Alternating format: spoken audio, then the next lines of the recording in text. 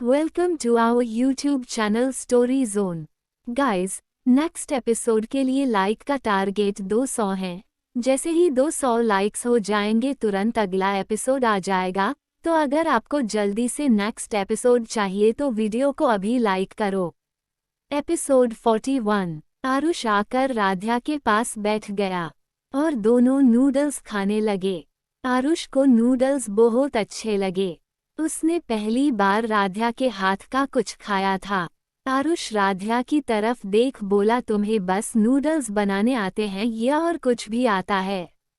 राध्या आरुष को अपनी छोटी आंख कर देखते हुए बोली, तुम क्या कहना चाहते हो? हम बस मैगी नूडल्स ही बना सकते हैं, हमें सब बनाना आता है। आरुष बोला, मैं तो बस पूछ रहा था, तुम गुस्सा मत हो। मेरा मतलब था कि तुम सिर्फ 18 साल की हो और तुमने सब कुछ सीख लिया।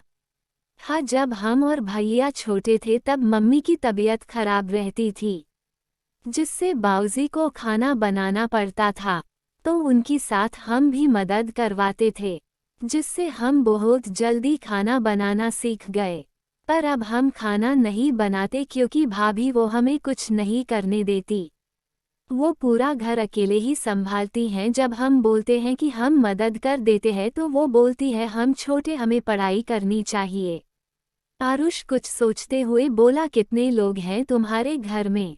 राध्या जवाब देते हुए बोली, बाबूजी, माँ, भैया, भाभी और हम और दादी भी है, पर उनकी तबीयत खराब रहने की वजह से वो ज्यादा अपने कमरे में ही रहती हैं। राध्या आरुष से सवाल करते हुए बोली, और तुम्हारे घर में कौन कौन है? मेरे घर में मॉम, डैड और मैं। राध्या बोली, बस तुम्हारा परिवार तो बहुत छोटा है। आरुष एक मुस्कान देते हुए बोला, कोई बात नहीं, तुम जब मेरे घर आओगी ना तब हम दोनों मिलके अपनी फैमिली बड़ी करेंगे। राध्या ने शर्मा कर अपना चेहरा दूसरी ओर कर लिया। आरुष को ये से शर्माते हुए देख बहुत अच्छी लग रही थी। आरुष ने जल्दी से राध्या को उठा के अपने गोद में बैठा दिया, जिससे कंबल नीचे गिर गया। राध्या अपने पैर को कवर करने लगी, पर जो नामुमकिन था। इस वक्त राध्या आरुष के पैरों पर बैठी थी। आरुष ने राध्या को कमर से पकड़ लिया और अपनी तरफ खींचा, जिससे राध्या आरुष के एकदम करीब आ गई थी। राध्या शर्म की वजह से अपना चेहरा नीचे झुकाए थी। उसने अपने हाथों को अपनी शर्ट पर कस दिया था। आरुष राध्या की हर मोमेंट को देख रहा था। आरुष ने राध्या की थोड़ी पकड़कर ऊपर किया, पर राध्या की नज़र अभी भी नीचे थी। आरुष ने धीमी आवाज में बोला, राध्या, इधर मेरी तरफ देखा। पर राध्या ने अपनी शर्ट और जोर से पकड़ ली। तो वही दूसरी ओर पार्टी में आस्था और विवेक का नंबर 1 होने की वजह से आस्था के चेहरे पर खुशी थी। विवेक आस्था के पास आकर उसे अपना हाथ दिया तो आस्था ने भी खुशी से अपना हाथ विवेक को दे दिया। म्यूजिक चालू हुआ। विवेक के हाथ आस्था के कमर पर और दूसरा हाथ आस्था के दूसरे हाथ में था। आस्था विवेक की आंखों में देख रही थी, तो वही विवेक को आस्था में एलिना नजर आ रही थी, जिससे विवेक ने आस्था को अपने और पास खींच लिया। आस्था तो शॉक्ड हो गई। विवेक के चेहरे पर एक प्यारी सी मुस्कान थी। सानवी ने डांस नहीं किया, उसने उस लड़के को मना कर दिया जिसके साथ उसका नंबर आया था। बाकी सब डांस कर रहे थे, वो अकेले एक कोने में बैठी थी। उसने तन्मय को देखा जो रोरा के साथ डांस कर रहा था। रोरा सानवी को जला रही थी। उसने धोखे से तन्मय की नंबर की चिट पहले से अपने पास रखी थी। सानवी ये देख रही थी कि रोरा तन्मय से बहुत चिपक रही है। सानवी को बुरा भी लग रहा था, पर उसने कभी भी किसी की लाइफ में कोई इंटरफेयर नहीं किया था, और ना वो कोई सवाल पूछती थी। उसे बुरा लग रहा था, पर वो शांत बैठी थी। तो वही तन्मय को पता था, सानवी को ज्यादा लोगों के साथ बात करते हुए कंफर्टेबल फील नहीं होता, पर उसे आज सानवी से शरारत करने का मन था। वो देखना चाहता था कि सानवी उसे किसी और के साथ उसे देख किस तरह का बिहेव करेगी। सानवी जो तन्मय और रोरा को कब से देख रही थी, उसे अच्छा नहीं लगा तो वो बाहर चली गई। सानवी जाकर गार्डन में घास पर बैठ गई। उसने जो पर्स लिया था उसमें से अपना चश्मा निकालकर अपने आंखों से निकालकर चश्मा लगा ली और उन घासों पर लेटकर आसमान में चमक रहे चांद को देखने लगी। सानवी की आंखों से आंसू निकलकर गिर गए। उसे समझ नहीं आ रहा था उसे क्यों इतना बुरा लग रहा है। आज तन्मय को किसी और के साथ देख क्यों मुझे अच्छा नहीं लग रहा है, सानवी सोच रही थी। अचानक सानवी को अपने बगल में किसी के होने का महसूस हुआ। जब उसने साइड में देखा तो तन्मय उसे देख रहा था। वो जैसे उठने को हुई तो तन्मय ने उसे खींचकर अपने ऊपर लिटा लिया। सानवी तन्मय के ऊपर थी। तन्मय सानवी के बालों को पीछे करते हुए प्यार से सानवी को बोला, तुम क्यों रो रही थी? सानवी उठता हुई बोली, नहीं, तुम्हें कोई गलत फहमी हुई है, मैं रो नहीं रही थी।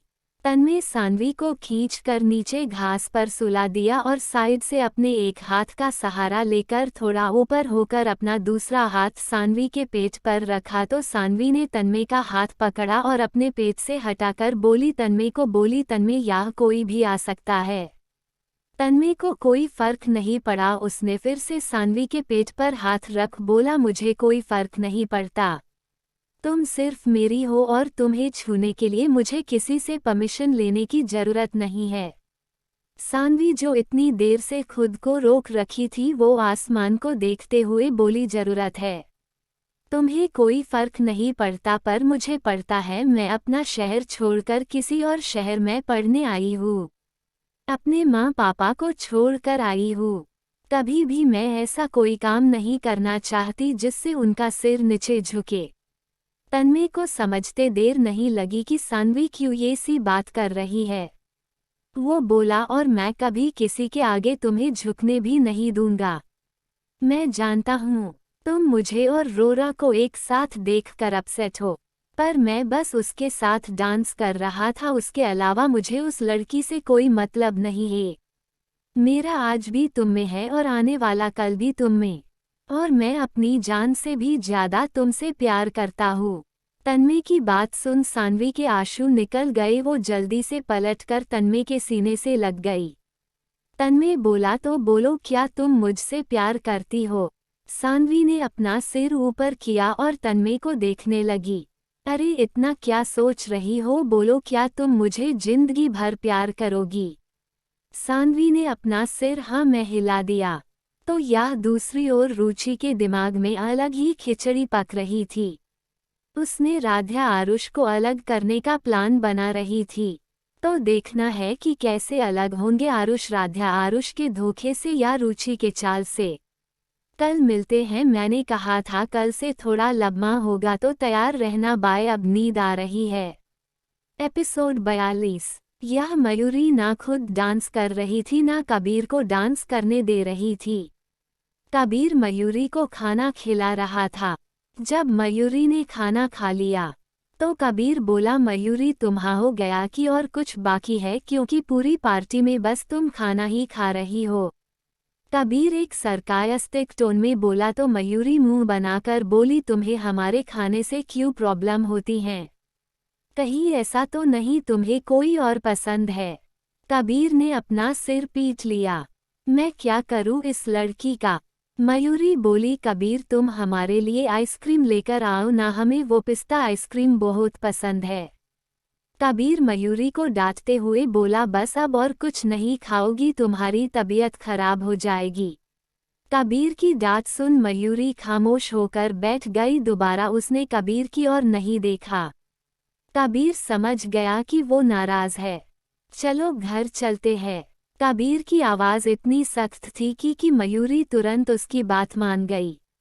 वो भी कबीर के पीछे जाने लगी।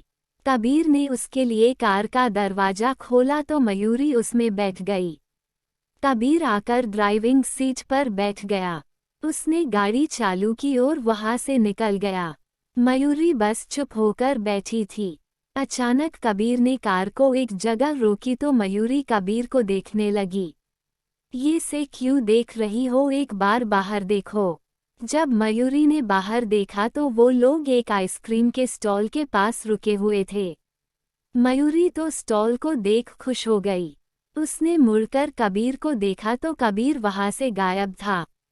मयूरी इधर उधर देखने लगी तो कबीर ने खिड़की का दरवाजा खटखटाया तो मयूरी कबीर को कार के बाहर देखी। उसके हाथ में 2 पिस्ता बादाम के फ्लेवर की आइसक्रीम थी। मयूरी ने जल्दी से खिड़की को नीचे किया और कबीर के हाथ से आइसक्रीम लेकर खाने लगी। कबीर आकर ड्राइविंग सीट पर बैठ गया। उसने बाहर ठंड की वजह से सारी खिड़की बंद कर दी। मयूरी आइसक्रीम को खाना शुरू भी कर दिया था। कबीर ने कार स्टार्ट की और वहां से निकल गया। कुछ देर में मयूरी ने दोनों आइसक्रीम खत्म कर दी।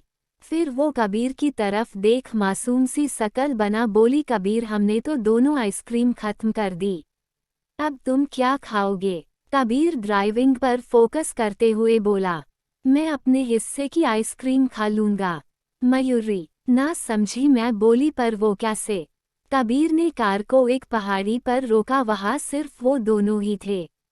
मयूरी ने जब कांच से बाहर देखा तो बस अंधेरा था। मयूरी जल्दी से कबीर की ओर देख बोली, कबीर हम यहाँ क्यों आए हैं? हमें यहाँ डर लग रहा है। कबीर एक मुस्कान के साथ बोला, अपने हिस्से की आइसक्रीम खाने चलो, अब मुझे मेरे हिस्से की दो। मयूरी भोली सी शकल बनाकर बोली, सॉरी कबीर, हमने तो सारी खा ली। कबीर एक शातिर मुस्कान के साथ बोला, पर मैं तो अपने हिस्से की आइसक्रीम लूंगा। पर वो कैसे? हमने तो सब खा ली। कबीर ने बटन दबाकर मयूरी की सीट को झुका दिया और खुद उसके ऊपर आ गया। मयूरी अपनी आंखें बड़ी कर कबीर को देखने लगी। कबीर ने अपने कोट को उतार दिया और टाई को ढीली करके मयूरी के होठों पर लगी रेड लिपस्टिक को देखने लगा। उसने अपने हाथ के अंगूठे को मयूरी के होठों पर लगाया तो मयूरी ने अपनी आंखें बंद कर ली।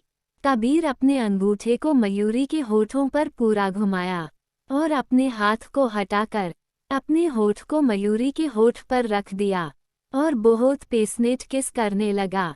राज और मीत। जिस लड़के का नंबर मीत के पास आया पर मीत ने मना कर दिया, जिससे राज बहुत खुश हुआ। जब मीत ने राज की तरफ देखा तो वो अपनी ही क्लास की लड़की से बात करने का नाटक करने लगा। मीत को बहुत गुस्सा आ रहा था। वो जब से आई थी राज उसे इग्नोर कर रहा था। मीत खड़ी हुई और राज के पास गई। अपना गुस्सा उस लड़की पे उतारते हुए बोली, ओए तेनू कोई और नहीं मिला क्या? देख मेरा ना दिमाग स्टका हुआ है। तेनू ना में टाइम दे रही हूँ, अभी जा यहाँ से। मीत का राज के लिए पॉजिटिव होना राज को बहुत अच्छा लग रहा था। वो लड़की बोली, तुम हो कौन और तुम्हें राज से क्या लेना देना है? मीत को राज पर बहुत गुस्सा आ रहा था। वो बिना कुछ बोले वहां से चली गई। राज ने मीत को जाता हुआ देखा तो वो भी उसके पीछे जाने लगा। वो लड़की रह को पीछे से आवाज लगाने लगी पर राज नहीं रुका। मीत आगे चल रही थी। राज पीछे से उसे बुला रहा था, मीत सुनो तो, इतनी रात को अकेले कहाँ जा रही हो? रुको मैं तुम्हें घर छोड़ देता हूँ। मीत आगे चलते हुए बोली, तुम मेरे पीछे मत आना, मुझे तुमसे कोई बात नहीं करनी, जाओ यहाँ से। मीत बड़बड़ाते हुए चल रही थी। एनू पूरे मुंबई बीच में ही मिलाया कि प्यार करने नाल मैंने इस राज से कोई रिश्ता ही नहीं रखना। सब सही बोलते, मुंबई के लड़कों पर बिल्कुल विश्वास नहीं कर सकते। मैनू इसके नाल कोई रिश्ता नहीं रखना। वो जा रही थी तो पीछे से राज ने आकर मीत को पकड़ लिया। तब से आवाज दे रहा हूँ, तुम्हें सुनाई नहीं देता क्या? नहीं मैनू ना कुछ सुना है और ना कोई गल करनी है। मीत भी राज की टोन में बोली। राज भी मीत से बोला, ये से कैसे कोई गल नहीं करनी? उसके बाद राज सोच में पड़ गया, क्या मैं भी मीत की तरह बात करने लगा? ये लड़की एक दिन मुझे पागल कर देगी। उसे खोया हुआ देख मीत उसके आंखों में झांकने लगी और धीरे से बोली, राज क्या हुआ? तुमने भूत देख लिया क्या? मीत की आवाज सुन राज होश में आया और बोला, ये से कैसे? तुम्हें मुझसे बात नहीं करनी? मीत चिढ़ते हुए बोली हाँ नहीं करनी, तुम जाओ उस लड़की से बात करो, वो भी चिपक कर। मीनू बक्स दो। राज ने मीत को गोद में उठा लिया तो मीत राज से छूटने लगी और बोली राज छोड़ो मीनू, कोई आ जाएगा। राज मीत को ले जाते हुए बोला नहीं, और मैं कोई उस लड़की से चिपक नहीं रहा था, वो तो मैं उससे बात कर रहा था। वैसे तुम इतनी पॉजिटिव क्यों हो रही हो? मैं कोई पॉजिटिव नहीं हो रही हूँ, मीत ने आंखें मटकाते हुए बोली। तो तुम इस तरह क्यों रिएक्ट कर रही हो? मीत बोली क्योंकि तुम्हारा कोई भरोसा नहीं है। मेरी बीजी सही बोल रही थी, मुंबई के लड़के धोखेबाज होते हैं, किसी का कोई भरोसा नहीं कर सकते। मैंने बस पढ़ाई करके यहाँ से निकल जाना है, उसके बाद मैं वापस अपने पिंड चली जाऊंगी। राज मीत के ले जाकर कार में बैठा दिया और खुद ड्राइविंग सीट पर आकर बैठ गया। मीत की तरफ देख बोला और तुम्हें लगता है कि तुम मुझे छोड़कर जा सकती हो तो मैं तुम्हें बता दूं, तुम अपनी पढ़ाई पूरी करके भी मुझे छोड़कर कहीं नहीं जा सकती, क्योंकि तुम्हें मेरे साथ मेरे घर आना होगा। मीत को राज की बात कुछ समझ नहीं आई तो वो बोली पर मैं तुम्हारे घर क्यों आऊंगी? राज मुस्कुराया और बोला क्योंकि तुम्हें मुझसे शादी करनी होगी। तुम सच में मेरे नाल ब्याह करोगे? मीत खुश होते हुए बोली। तो राज ने हाँ मैं सिर हिला दिया। मीत ने जल्दी से राज के गालों पर किस करके वापस अपनी जगह पर बैठ गई। ये पहली बार था जब मीत ने राज को किस किया था। राज बोला ये गलत है। मीत को लगा उसने किस किया, इसलिए राज को अच्छा नहीं लगा। वो कुछ बोलने जाती इससे पहले राज अपने होठ आगे करते हुए बोला अब किस करो। मीत आंखें फाड़कर राज को देखने लगी। राज बोला देखो मत, जल्दी से किस करो। तब मीत ने एक छोटा सा लिप किस करके वहां से हट गई। राज मुस्कुराया और कार लेकर वहां से निकल गया। एपिसोड 43। आरुष राध्या को लेकर अपने गोद में बैठा हुआ था। राध्या बस अपने पैरों को कवर करना चाहती थी। राध्या शर्म से अपनी नजरें नीचे किए हुए थी। आरुष ने उसके सर को अपनी तरफ ऊपर किया, पर राध्या ने अभी भी अपनी नजरें नीचे किए हुए थी। आरुष अपने होठ राध्या के होठ के पास ले गया। राध्या ने अपनी आंखें कसके बंद कर ली। आरुष उतने पास से ही बोला बेबी अब हमें चलना चाहिए। राध्या होश में आई और जल्दी से आरुष को धक्का देकर खड़ी हो गई और अपनी नजरें चुराकर बोली मैं चेंज करके आती हूँ। इतना बोल वो वहां से भाग गई। आरुष राध्या के भागने से मुस्कुरा दिया। कुछ देर में राध्या ने चेंज किया और दोनों कार में बैठ गए। कार हॉस्टल के रास्ते निकल गया। सानवी तन्मय अपने हाथ फैलाए सानवी के साथ लेटा हुआ था। सानवी तन्मय के हाथ का पिलो जैसा सहारा लिए दोनों चांद को देख रहे थे। तन्मय चांद को देखते हुए बोला सानवी क्या तुम हमेशा से इतनी ही शांत और खूबसूरत हो? तन्मय की बात सुन सानवी मुस्कुरा दी, वो कुछ नहीं बोली। तन्मय फिर बोला तुम इतनी शांत हो और थोड़ी बेवकूफ़ हो, तुम्हें लोगों के बारे में कुछ पता नहीं चलता, कौन तुमसे कैसे मतलब रखता है। फिर तुम्हारे परिवार ने तुम्हें मुंबई जैसे शहर कैसे आने दिया? सानवी एक लंबी सांस लेकर चांद को देखते हुए आराम से बोली। पापा चाहते थे मैं लोगों से मिलूं, उनसे बात करूं, पर मुझे स्कूल में कोई भी ज्यादा पसंद नहीं करता था, क्योंकि उन्हें लगता था मैं बस पढ़ाई करती हूँ तो मैं बोरिंग हूँ और मैंने भी कभी कोशिश नहीं की। पर माँ पापा को लगता था ये से अगर मैं अकेले रही तो डिप्रेशन में चली जाऊंगी। इसलिए जब मेरा रिजल्ट आया तो मैं पूरे स्कूल में फर्स्ट आई थी, जिससे पापा बोले तुम जाकर मुंबई में पढ़ो, पर मैं यहाँ नहीं आना चाहती थी। पर माँ ने बहुत मनाया तो मैं मान गई, और यहाँ पर जब मैं आई तो मैं बहुत डरी हुई थी कैसे होंगे सब लोग। पर जब मैं मीत मयूरी राधा आस्था से मिली तो मुझे बहुत अच्छा लगा। फिर हम लोग दोस्त बन गए। सानवी जब चुप हुई तो तन्मय बोला और जब तुम मुझसे मिली तो तुम्हें क्या लगा? सानवी शांत हुई, वो कुछ नहीं बोली। थोड़ी देर बाद वो हकलाते हुए धीरे धीरे बोली, मैं जब तुमसे पहली बार मिली तो मुझे लगा तुम कोई बदमाश हो जो हमेशा कहीं भी मेरे सामने आ जाता है। वो इतना बोली तो तन्मय उसे घूरने लगा। सानवी को लगा कि तन्मय गुस्से में है। वो जल्दी से तन्मय के सीने में अपना सिर छुपा लिया। सानवी के हरकत पर तन्मय मुस्कुरा दिया। उसने कसके सानवी को हक कर लिया। सानवी अपना सिर ऊपर कर तन्मय को देखी और धीरे से बोली, तन्मय। तन्मय ने बस हूँ मैं जवाब दिया। तो सानवी बोली, अब मुझे हॉस्टल जाना है, बहुत लेट हो गया है। तन्मय अपनी आंखें खोला और बोला, चलो मैं तुम्हें छोड़ देता हूँ। दोनों खड़े हुए और कार के पास गए। कुछ देर में वो दोनों वहां से निकल गए। विवेक आस्था दोनों डांस कर जब बाहर आए तो उन दोनों को बस वहां अंधेरा नजर आ रहा था। आस्था बोली, मुझे लगता है वो सभी चले गए हैं। विवेक बोला, हाँ तुम ठीक बोल रही हो, मुझे घर से कार मंगवानी पड़ेगी क्योंकि मैं आरुष की कार में आया था। विवेक की बात सुन आस्था खुश हो गई। अपनी खुशी कंट्रोल कर बोली, तुम चाहो तो मैं तुम्हें छोड़ देती हूँ। विवेक बोला, कोई बात नहीं, मैं चला जाऊंगा। आस्था बोली, विवेक तुमने मुझे दोस्त कहा है तो मना मत करो। विवेक मान गया। वो दोनों वहां से घर की ओर निकल गए। रास्ते में आस्था और विवेक बिल्कुल शांत थे। आस्था को जब खामोशी बर्दाश्त नहीं हुई तो वो बोली, विवेक एक बात बोलूं? विवेक, इसमें कोई पूछने की बात है, पूछो। आस्था बोली, तुमने लंदन में अपनी पढ़ाई अधूरी छोड़कर यहाँ क्यों पढ़ने आ गए? विवेक थोड़ा रुका और बोला, बस जब वहाँ अपना कोई ना हो तो मन नहीं लगता, इसलिए वापस आ गया। आस्था बोली, तुम इतने साल वहाँ थे, कोई गर्लफ्रेंड तो होगी? विवेक एक लंबी सांस भरते हुए बोला, हाँ, पर जिससे आप प्यार करे वो भी आपसे उसी शिद्दत प्यार करे ऐसा बहुत कम होता है। विवेक खिड़की से बाहर देखते हुए बोला। आस्था को थोड़ा बुरा लगा।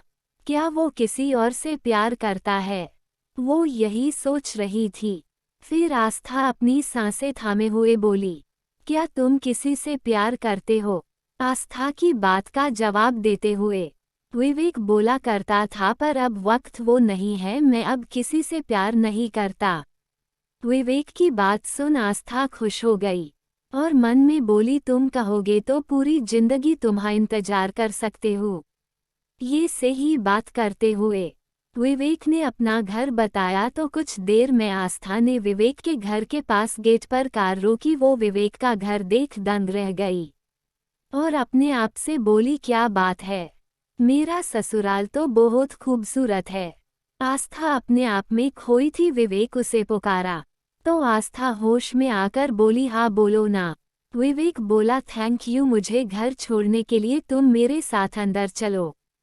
पर आस्था मना करते हुए बोली, नहीं विवेक, बहुत टाइम हो गया है, मेरा घर पर सब वेट कर रहे होंगे, मैं फिर आऊंगी। विवेक ने ओके कहा और वहां से निकल गया। आस्था भी वहां से चली गई। मयूरी कबीर। यह कबीर पूरी तरह आस्था में खोया हुआ था। कार का माहौल काफी गर्म था। मयूरी के कपड़े अस्त व्यस्त हो गए थे। वो बहुत थक गई थी। वो बस सोना चाहती थी, पर कबीर उसके शरीर पर किस करे जा रहा था। आस्था बोली, कबीर मैं थक गई हूँ, अब मुझे हॉस्टल जाना है। कबीर मयूरी की गर्दन पर किस करते हुए बोला, अभी कुछ देर में चलते हैं। वो वापस मयूरी को किस करने लगा। मयूरी अपने दोनों हाथों से कबीर के चेहरे को अपनी गर्दन से पकड़कर ऊपर अपने सामने करते हुए बोली, बस हो गया, अब हमें हॉस्टल छोड़ो वरना हम तुम्हें छोड़कर बरसाना वापस चले जाएंगे। फिर खोज लेना अपने लिए कोई जो तुम्हें हर समय किस करे और तुम्हारे पास रहे। हम तो अपने बाबूजी की मर्जी से शादी कर लेंगे। मयूरी की बात सुन कबीर तो जैसे मयूरी को किसी और के साथ इमेजिन भी नहीं कर सकता। वो मयूरी की कमर पकड़ अपने पास खींचा और मयूरी की आंखों में देखते हुए बोला, जब तक मैं हूँ तुम्हें मेरे सिवा कोई छू तो क्या देखने की हिम्मत भी नहीं करेगा। और तुम बिना मेरी मर्जी के बरसाना नहीं जाऊंगी मुझे छोड़कर। मयूरी कबीर की आंखों में देखी जिसमें जुनून था उसे पाने का, दर्द और डर था उसे खोने का। मयूरी अपने सर को कबीर के सर से जोड़ते हुए एक प्यारी सी आवाज में बोली, कबीर तुम्हें हमसे और हमें तुमसे कोई अलग नहीं करेगा। तुम्हारे सिवा किसी और का होने से पहले हम दुआ करेंगे कि हमें मौत आए। तुम ही हमारा आज हो और आने वाला कल भी तुम ही हो। एपिसोड 44। मयूरी, मीत, राध्या, सानवी हॉस्टल वापस आ चुके थे। सब अपने कपड़े चेंज करके अपने अपने बिस्तर पर आ चुके थे। मयूरी राध्या से बोली, राधे तुम पार्टी में से कहाँ चली गई थी?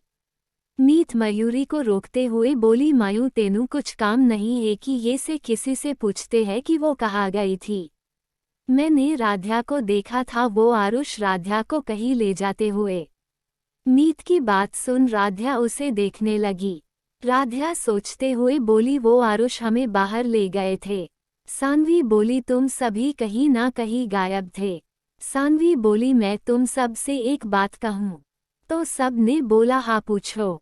वो मुझे ना हॉस्टल खाली करना है। सब लोग बेड से उठकर बैठकर सानवी को देखने लगे। मीत जल्दी में बोली, क्यों की होया? मयूरी बोली, पर क्यों, तुम वापस आगरा जा रही हो? सब सानवी से सवाल पूछने लगे। सानवी सबको शांत कराते हुए बोली, वो हॉस्टल में बहुत प्रॉब्लम होती हैं।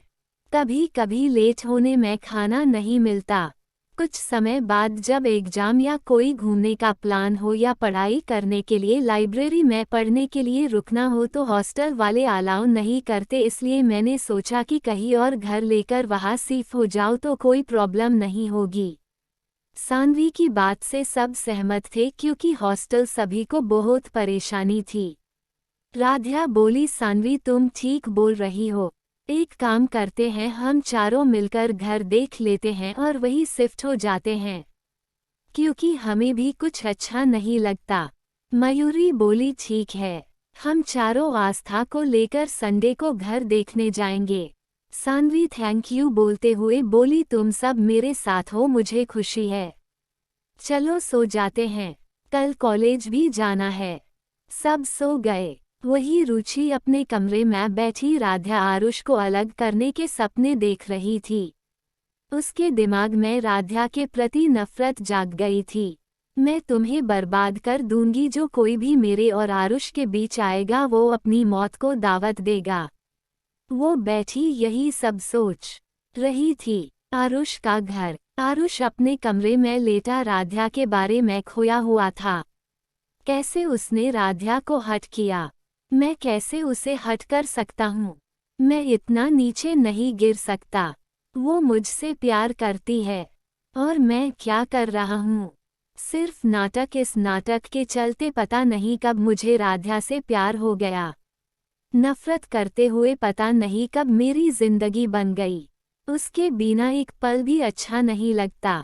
पता नहीं आरुष को क्या हुआ, वो फोन लेकर राध्या को फोन कर दिया। 2 रिंग जाते ही राध्या ने फोन उठा लिया। राध्या अपनी मीठी आवाज में बोली, क्या बात है? हमें बिछड़े 2 घंटे भी नहीं हुए और तुमने हमें फोन कर दिया। आरुष राध्या की आवाज सुन रहा था। वो खड़ा हुआ और बोला, सीरियस होते हुए बोला, राध्या मुझे तुम्हारी याद आ रही है। राध्या आरुष को परेशान सी आवाज सुन बोली, क्या हुआ आरुष, तुम ठीक हो ना? क्या कुछ हुआ है? आरुष बोला, मिलना चाहता हूँ तुमसे, मैं अभी आ रहा हूँ। आरुष की बात सुन राध्या परेशान होते हुए बोली, आरुष हमें बताओ, क्या तुम ठीक हो? आरुष ने बस हाँ कहा। क्या तुम हमेशा मुझसे ये से ही प्यार करोगी? राध्या बोली, आरुष तुम ऐसा क्यों पूछ रही हो? आरुष बोला, कुछ नहीं, सो जाओ, हम कल मिलते हैं। ये बोल उसने फोन काट दिया और आकर बेड पर लेट गया और अपने मन में बोला, कल मैं तुम्हें सब कुछ बता दूंगा। कुछ देर में आरुष को नींद आ गई और वो सो गया। अगली सुबह आरुष, विवेक, कबीर और राज चारों कॉलेज पहुंच गए थे और अपनी क्लास में बैठे थे। रुचि अभी अभी क्लास में आई और सीधा आरुष के पास गई और बोली, गुड मॉर्निंग आरुष। उसे देख सबका मुंह बिगड़ गया। आरुष भी रूखेपन में गुड मॉर्निंग विश कर दिया। कल तुम पार्टी से कहाँ चले गए थे? उस गवार को लेकर आरुष उसकी बात सुन तंज कसते हुए बोला, तो क्या तुम मुझे बताऊंगी कि मुझे किस तरह की लड़की से मिलना चाहिए? रुचि को लगा कि आरुष को उसकी बात अच्छी लगी तो वो बोली, जो हमारे स्टेटस को ब्लॉक करती हो। उस जैसी डाउन मार्केट लड़की हमारी स्टेट्स की सिर्फ धज्जियां उड़ा सकती है। रुचि की बात सुन पांचों गुस्से में थे। आरुष चिल्लाते हुए बोला, रुचि तुम्हें मैं एक बात अच्छे से बता दूं। मैं किसे पसंद करता हूं उसकी फिक्र तुम मत करो, क्योंकि वो मेरी अपनी मर्जी है।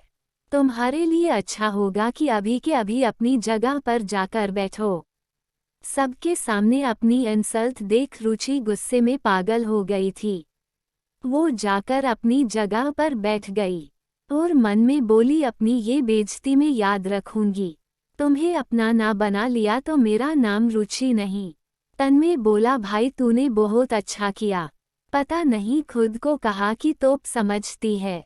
कुछ देर में क्लास भी चालू हो गई। जब क्लास खत्म हुई तो वो सभी कैंटीन जाने लगे। जब वो लोग कैंटीन पहुंचे तब उन्हें राध्या, मयूरी, आस्था, मीत, सानवी सब लोग एक साथ बैठे दिखे। वो लोग उनकी ओर बढ़ गए। जब लड़कियों ने देखा कि वो लोग उनकी ओर आ रहे हैं तो वो लोग देखने लगे। सभी लड़के आकर अपने अपने पार्टनर के पास बैठ गए। विवेक को भी आज आस्था के साथ बैठने में कोई प्रॉब्लम नहीं हुई। मयूरी आराम से बर्गर खाने में लगी थी। कबीर उसके कान में धीरे से बोला, बस करो वरना मोटी हो जाओगी। कबीर की बात सुन मुंह में बर्गर लिए मयूरी कबीर को देखने लगी। कबीर के चेहरे पर अनायास ही मुस्कान आ गई। आस्था अपनी बात कंटिन्यू करते हुए बोली, ठीक है हम लोग संडे को घर देखने चलेंगे। आरुष, कबीर, राज, तन्मय को कुछ समझ नहीं आया किस बारे में बात हो रही है। एपिसोड 45। संडे को हम घर देखने जाएंगे, आस्था ने कहा। आरुष और बाकी लड़कों को कुछ समझ नहीं आया। कबीर बोला, कुछ प्रॉब्लम है क्या? ये घर का क्या फंडा है? मयूरी अपना बर्गर खाते हुए बोली, सानवी और हम सबको हॉस्टल में प्रॉब्लम होती हैं, इसलिए हम लोग ने मिलकर सोचा कि हम किराए का घर में रहेंगे, इसलिए हम लोग रविवार को घर देखने जाएंगे। राज बोला, ठीक है, हमारे मुंबई में बहुत पहचान है, मैं बात करके किसी बंगलो को खरीद लेता हूँ। आरुष, तन्मय, कबीर और विवेक को राज का आइडिया पसंद आता है, लेकिन राध्या, मयूरी, सानवी, मीत, आस्था ने एक साथ अपना सिर पीट लिया। राध्या राज को रोकते हुए बोली, बिल्कुल नहीं, हम लोग तुम्हारी हेल्प नहीं लेंगे, हमें बस छोटा सा घर चाहिए, ना कि कोई बंगला। वैसे भी हम लोग बस पढ़ाई तक यहाँ है, उसके बाद सबको अपने अपने घर ही जाना है, इसलिए हम किराए का घर लेंगे और किराया हम चारों मिलकर भरेंगे। राध्या की बात काटते हुए आस्था बोली, 4 नहीं 5, मैं भी तुम लोग के साथ रहूंगी। राध्या की जाने की बात सुन आरुष, कबीर, राज, तन्मय को अच्छा नहीं लगता। किसने कहा तुम पढ़ाई के बाद अपने घर जाओगी? आरुष राध्या को देखते हुए बोला। मयूरी बोली, आरुष, राध्या सच बोल रही है, पढ़ाई के बाद बाबूजी खुद हमें लेने आएंगे, तो तुम सब क्या कहोगे कि हम आपकी बेटी से प्यार करते हैं और आप उन्हें नहीं ले जा सकते? जैसे कबीर कुछ बोलने जाता उससे पहले आस्था बोली, बस करो बहस करना, अभी घर के बारे में सोचो। कबीर फिर बोला, ठीक है, तुम लोग हमारी हेल्प नहीं लेना चाहते, पर मेरे भाई जो अभी विदेश में रहता है उसका फ्लैट है, वो तुम चारों के लिए बिल्कुल ठीक रहेगा, तुम लोगों बोलो तो मैं वहीं पर सब कुछ सेट करवा देता हूँ। चारों लड़कियां सोच रही थी। तब तन्मय बोला, कबीर वहीं पर इंतजाम कर दो। आरुष ने भी हामी भरते हुए बोला, और कहीं घर देखने की जरूरत नहीं है, तुम वहीं रहोगी जहां कबीर बोल रहा है। राध्या आरुष को कुछ नहीं बोली। अगले क्लास का टाइम हो गया था, इसलिए सानवी बोली, अब हमें चलना चाहिए, क्लास का वक्त हो गया है। सब लोग उसके साथ जाने के लिए निकल गए। सभी ने क्लास अटेंड किया और हॉस्टल आ गए। देखते ही देखते संडे आ गया। सब लोग ने अपना सामान पैक किया। सुबह सुबह आरुष अपनी गाड़ी ले आया और उसने सबके सामान पीछे रखे और गर्ल्स को बैठाकर उनके नए घर की ओर निकल गया। यहाँ फ्लैट पर राज, कबीर, तन्मय, विवेक पहले ही फ्लैट पर पहुंच गए। उनकी बिल्डिंग 16वें फ्लोर पर था। वो लोग दरवाजा खोला तो घर में बहुत मिट्टी और जाले थे। हालांकि घर का पेंट बहुत अच्छा था, पर कई सालों से यूज न होने की वजह से काफी गंदा हो गया था। विवेक बोला, तू पहले किसी से घर साफ नहीं करवा सकता था? ये घर से ज्यादा भूत घर लग रहा है।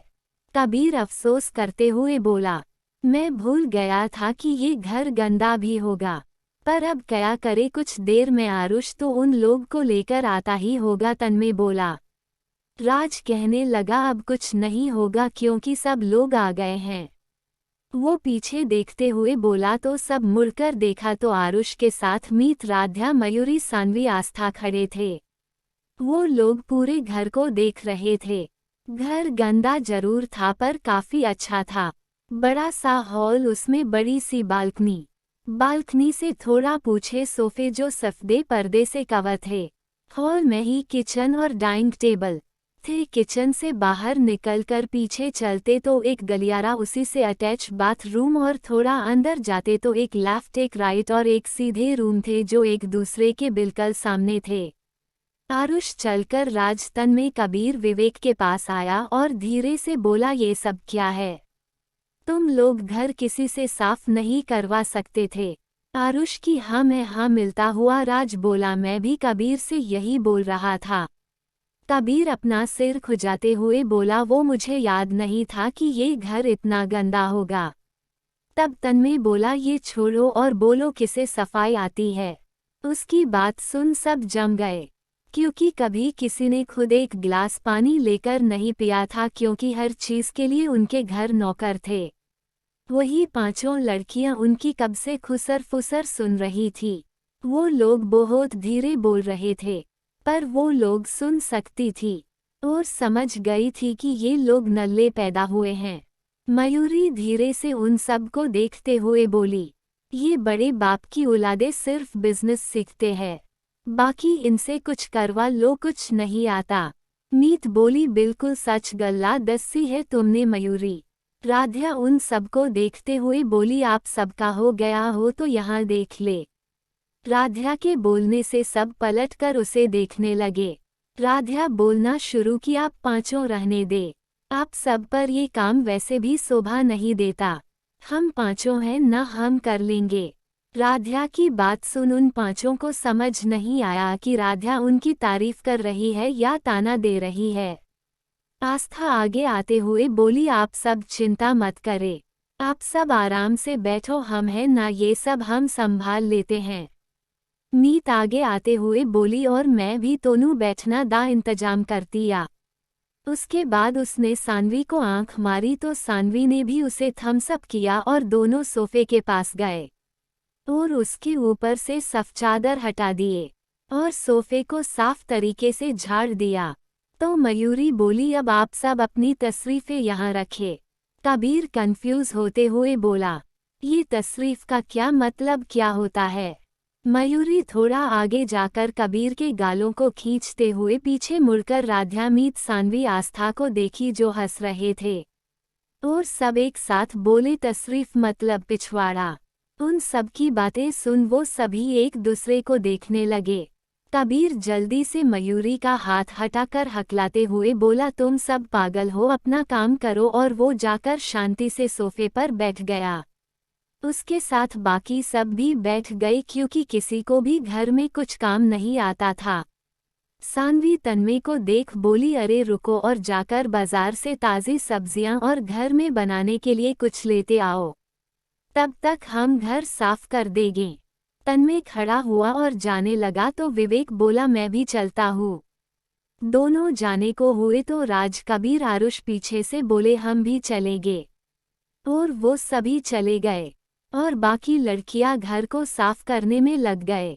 गाइस, नेक्स्ट एपिसोड के लिए लाइक का टारगेट 200 है। जैसे ही 200 लाइक्स हो जाएंगे तुरंत अगला एपिसोड आ जाएगा।